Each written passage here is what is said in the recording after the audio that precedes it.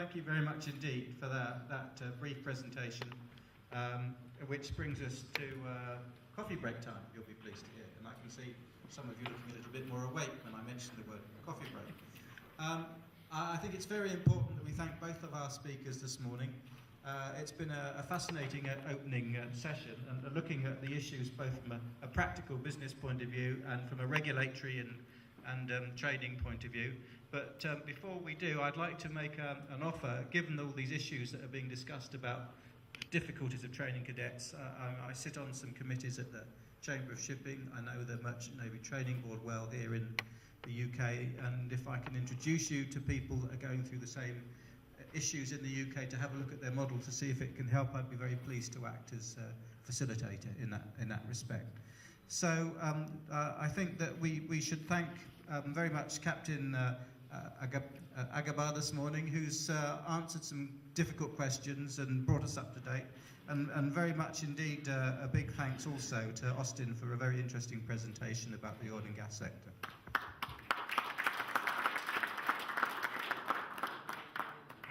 We'll be starting at 11:30, so enjoy your coffee.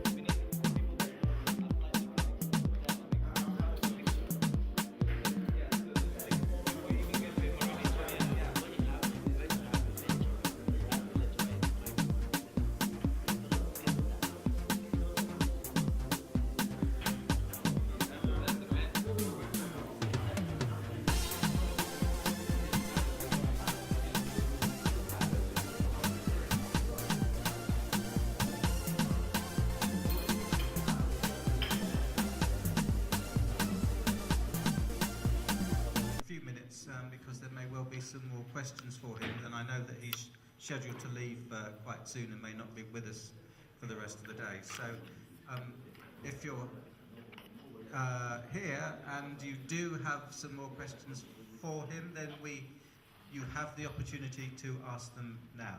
So we have a gentleman at the front here. The microphone's coming, so do tell us who you are and who you work for. My name is Udeme Samuel Udo. I'm a product of University of Wales Institute of Science and Technology. I did my master's and MSc in Maritime Studies. I have yesterday we had the rector of MAN mention about the funding requirement for MAN. Today we also had the DG representative of NIMASA about the PPC program. We've also heard from Austin about the training needs for diversification of MAN. My question would be directed to the DG of NIMASA, especially about the PPP program. We have major oil companies in Nigeria, like ExxonMobil, Shell, and many more. Is there any collaborative initiative to involve them in training program or sponsoring training program in man? Because I feel training is not the prerogative of the government alone. Private sector participation is equally important because those oil companies have their own in-house training program. They also offer scholarships to students abroad. So by participating in the training facilities in man, I think that, I don't know if the director sees that as an advantage or not. Thank you.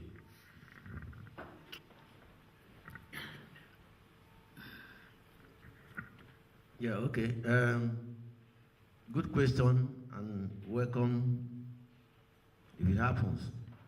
Whether there's currently an agreement between the IOCs to sponsor cadets formally, the answer is no. But then whether they are engaged to do that, yes, I know that we have, Total came to us last week, right? Energy, and says, what can we do to help? And then we'll talk about this training. But don't forget that these IOCs do not own any vessel. They hire vessels, lease vessels, but they control the vessel is still with the owner of the vessel. So the only way the IOCs can actually put cadets on board the vessel is if they insert it in the contract when they are signing a contract with the vessel owner. Say, look, for us to give you this contract, you must have 2 or 3 cadets on board. That one is already being done. But is it enough? Definitely not. Whether they can sponsor cadets directly to Maritime Academy, I don't think they are right now, but that is another phase we can consider. But the issue is, does that solve our problem? The problem is not about sponsorship. The main problem of Nigerian cadets is sea time. Now, in outside, I was surrounded by a lot of alumni graduates of Oron, and they were asking me all kinds of questions. Look, do we want direct talk or political talk? Which one do you want? Okay. 2013, there's an advert about 2 or 3 weeks ago about intake into Manoran. Can anybody tell me how many cadets were invited to apply? Is it thousands? No. There are 2 categories. I'm talking of cadets. I'm not talking of those coming to read HND in shipbuilding technology. I'm talking of those who want to be seafarers. I think about 180 to 200. Right? Sorry? About 180 students to 200 students. You mean admitted? That is what the advert says, those who have been admitted. That's the register. No, about 800. Is that the new admission? Yes. No, 800. That is cadets or total. Total. No, I'm talking of those admitted for marine engineering or nautical science who are supposed to go and do COC eventually. Okay. Can anybody in this room tell me if there's any Maritime Academy anywhere in the world that admit 200 cadets in 1 year? Anywhere in the world? No, right? No. So what are we doing is right or wrong? I didn't say that because asking me a question. Because I'm not a politician. Tomorrow I'm sure maybe I'm going to be quoted. That's not the issue here. I'm just making a statement. So if Nigeria is the only person admitting 200 cadets in 1 year in the whole world, then we need to go have a look at it. Because these cadets are going to come out in 2 years' time. And before they go for a job, I agree that there is a gap of the seafarers. Yes. How do we close that gap? We close that gap by training students that are going to end up having the sea time, go and get COC, and get employed. If you try 800 cadets and they come out without sea time, are we closing the gap? Okay? So, you should do something about that. Now, how do you get, somebody said, oh, get a lot of Nigerians to go and flag their vessel so that they can take, yes. How do you flag a vessel? First of all, you have to own the vessel, right? How do you own a vessel? Go and buy one. So, can anybody here buy a vessel? I'm sure if anybody can buy a vessel, you won't be sitting down here. You will send somebody to represent you. So, you buy a vessel, you need money from the bank. The banks, they don't give you money to go and buy a vessel, $12 million, $30 million, not naira, right? So, and the law, that is the law that I made, which is being implemented, says Nigeria operates a closed registry, which means you can only register your Nigerian vessel as a Nigerian flag if you are a Nigerian. Companies incorporated in Nigeria. Majority shareholders, Nigeria. Somebody asked me, oh, Liberia, yes. Liberia is open registry. Anybody can go and register a vessel as flag of convenience. But Nigeria is closed. Until that is changed to open, the law has to be applied as it is. I'm not saying closed or open, which is better. That's not the issue. I'm telling you what it is right now. Now, other question was, IMO is on the white list or black list. Nigeria is still on the white list. What the confusion you are having is, the IMO elections are talking about is going to do with the white list. If you want to become a member of the council, you go for election, you win, you become. If you want to become, it's like if you want to become the president, you still have to go for election. If you're already go for election, you go and prepare for it. I can decide to go back to Lagos and say I want to become a president in 2015. But am I likely to win? The answer is capital no. Because one, you need money. Two, you need the people to know you from where you come from, grassroots, from ward. If you are not at that level, don't jump into it. So whether we are ready to go for the IMO election is not an issue here. What do we gain out of it is for everybody to judge. Any other question?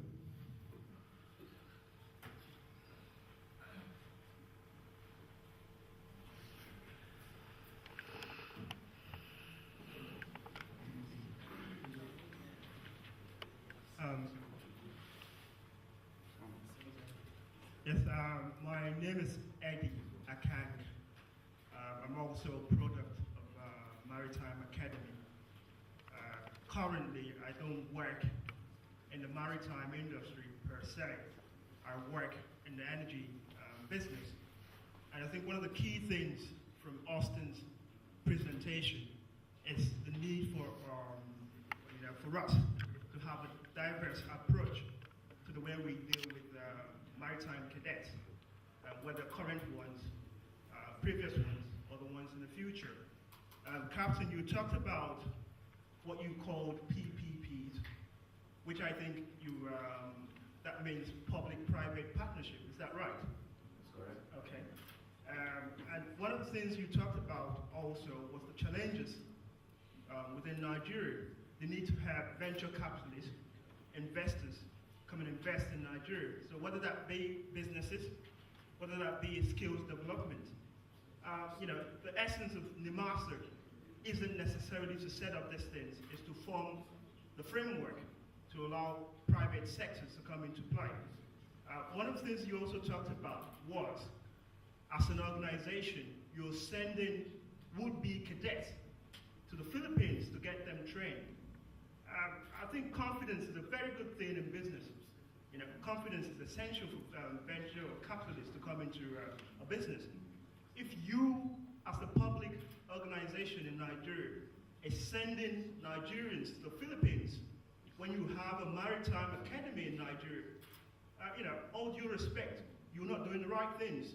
You're not, if I was an investor, you're not giving me any confidence to invest in the development of skills. You have a maritime academy and you're sending nationals, citizens to Philippines to train. So, I think that approach might need a revisal. So So it's important that as a public organization, all of your investment are geared towards the Maritime Academy or any other maritime institution in Nigeria. That sends the right positive message to any private investor to come in to want to invest in skills development. What I'm getting for is that all the cadets are sent to Philippines, Malaysia should be sent to Oron, right? Doesn't have to be Oron, it could be any other maritime institution in Nigeria. You only have one maritime institution in Nigeria. We've got universities, we've got... No. Name one university that has a maritime academy or whatever department in Nigeria. Futo offers first degrees. Are we talking of degree holders or what? We can develop these colleges or universities. No. Look, a university in the UK, how many universities offer COC certificates? Well, sure, it's not a university. I went there. It is a university. No, University of Southampton is different from College of this. Wait. Washers used to be School of Navigation, University of Southampton. In 1975, September 15, I became a cadet in that school. Then it was changed from School of Navigation to College of Maritime Studies, Washers. So it is not University of Southampton. I can tell you, they used to, when we got there, used to write letters, School of Navigation, they used to send letter to the campus, and they bring it back for us after 2 weeks. So let's not confuse a maritime academy with a university. Right now, can you sit down now and tell me that the facilities you have in Oron is enough to take more cadets? We're complaining about having 200 cadets in there, and we all agree that they were too much. And so we should send more there. We are talking of funding. NIMASA pays 5% of the generated revenue to Oron every year, right? 2013 budget. NIMASA gave Oron extra budget of 2 billion naira, right? NIMASA is not funded by the federal government. I'm sure you're aware, right? We do not earn 1 kobo from federal government. Everything NIMASA owns is generated by itself. So if vessels don't come to Nigeria, we don't get 3%, no revenue, 5% to Oron goes down, extra payments on projects also dries up. So let nobody tell me NIMASA is not playing its part. It might not be enough, but it's doing what it can do within its capacity. And the question of whether sending cadets to Philippines is one of the most powerful maritime nations in the world. I'm sure they control, if not more than 50% of what people working on our vessels. Philippines everywhere. So nobody can tell me that the cadets that go to that school is the same school the Philippines go. So you can't tell me they're going to substandard schools. So if the Philippines can go to that school, come back, qualify, and work everywhere in the world, there's no reason why Nigerians can't go to that school and work everywhere. The issue is not which school you go. The issue is when you go to the school, do you have time to go for your seat time to go and write your exam? That is just a basic flaw. I'm not defending NIMASA. I work there, yes, but I can decide not to work there by end of today. That's not the issue. The issue is that the right thing must be done. We must learn to do the right thing and then support the right thing. That is the issue. Any more questions? Yeah, Austin. It's mainly to complement what gentleman said earlier, and I see your response, which is very appropriate. But as industry stakeholder, sometimes it's always difficult to make sure that we are getting the right kind of support from the regulatory authorities like NIMASA. I know sometimes ago, a lot of the players in the industry actually prefer to send cadets to Ghana or other places to carry out these short courses.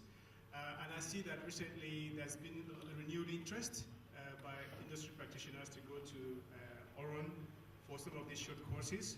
So I think, to buttress what he said earlier, it's the part that the government is playing to support the empowerment of Oron to be able to conduct some of these courses that in the past practitioners have actually gone to other places to carry out these courses. And I think that the fact that we have to send personnel to Philippines, to Malaysia, perhaps, I know that when I'm trying to convince my company that we need to send people to Oron, they said, oh, well, if Nigeria is sending personnel to Malaysia, so what's the confidence in sending people to Oron? So it is a real danger, and it's a fact that it's really affecting the industry. So, but I've seen your response. It might be necessary for NIMASA to continue with this PPP and extend it towards the players in the industry and to encourage them to utilize Oron for some of these courses, and as well as continue to support NIMASA to be able to provide some of these courses. I think it's not, I know you're not a politician, and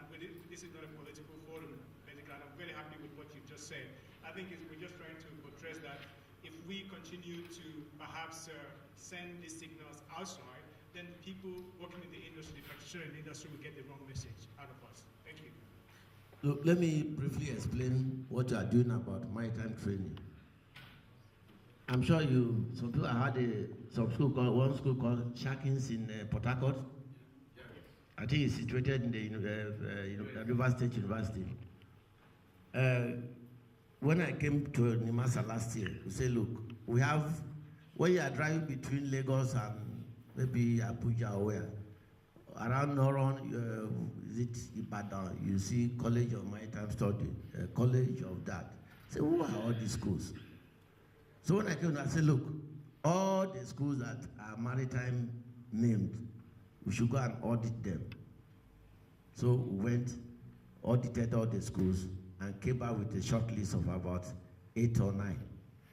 And I'm sure if you are here, so you might not be reading Nigerian papers, we have a name notice out about 2 or 3 weeks, naming all the schools that are validated and the courses they offer. So those who are not on that list, if you go to that school, your certificate will not be recognized. Now, whether we go to Oron